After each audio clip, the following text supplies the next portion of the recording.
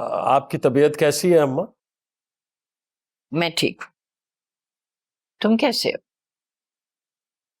پیسے ختم ہو گئے؟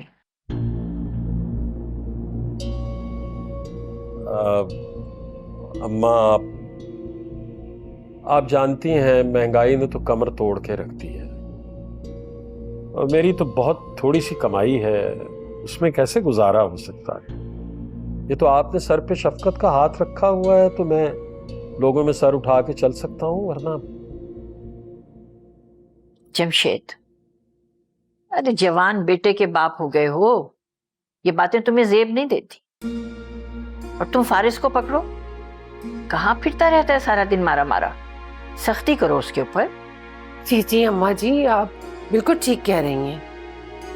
آپ ذرا فارس سے کہیں نا نوکری وغیرہ کرے، ڈھونڈے جاب. ہاں نہیں میں کرتا ہوں بات.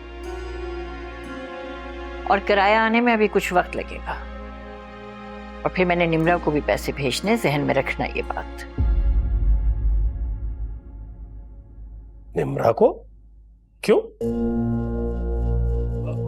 نہیں، میرا خدا نخواستہ کوئی غلط مطلب نہیں ہے اس سے اماں جان. میں صرف یہ پوچھ رہا ہوں کہ آپ کی کزن کے بارے میں تو سنا ہے کہ خاصی آسودہ حال ہیں، تو پھر تو اس کا کیا مطلب ہوا؟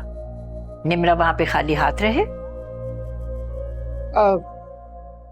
ویسے اماں جی، آپ نے نمرا کے بارے میں کیا سوچا ہے؟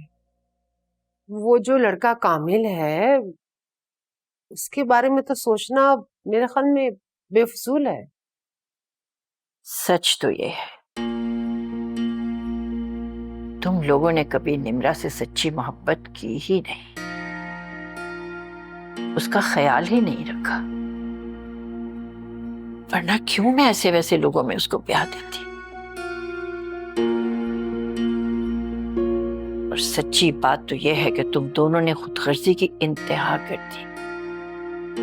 مطلب کے بغیر تو کبھی اس کے سر پہ ہاتھ رکھا ہی نہیں. آپ کو غلط فہمی ہے، خدا نخواستہ ایسی تو کوئی بات نہیں ہے. خیر اماں، بے وقوف سمجھ رکھا ہے مجھے، اندھی ہوں میں. ارے سب دکھائی دے رہا ہے مجھے. نمرا کو تو تم نے کبھی اپنا سمجھا ہی نہیں بیٹا. اور ہاں، بار بار مجھ سے یہ پوچھنا چھوڑ دو کہ میں نمرا کے بارے میں کیا سوچ رہی ہوں. نمرا میری ذمہ داری ہے، اور زندگی رہی تو میں اپنی یہ ذمہ داری بخوبی نبھاؤں گی انشاءاللہ. کامل کو بھی پتا ہے نا، چچا اور چچی تو لڑکی کا سائبان بننے سے رہے، اسی لیے تو اتنی اکڑ دکھا رہے ہو.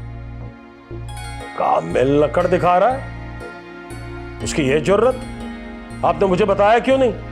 میں ذرا اس کا دماغ ٹھکانے لگاؤں. ارے بس بس رہنے دو. تم اپنے بیٹے کی خبر لو، فارس سے کہو مفت کی روٹیاں توڑنا چھوڑ دے اور جا کے کہیں نوکری دیکھے اپنے لیے. جی جی جی اماں.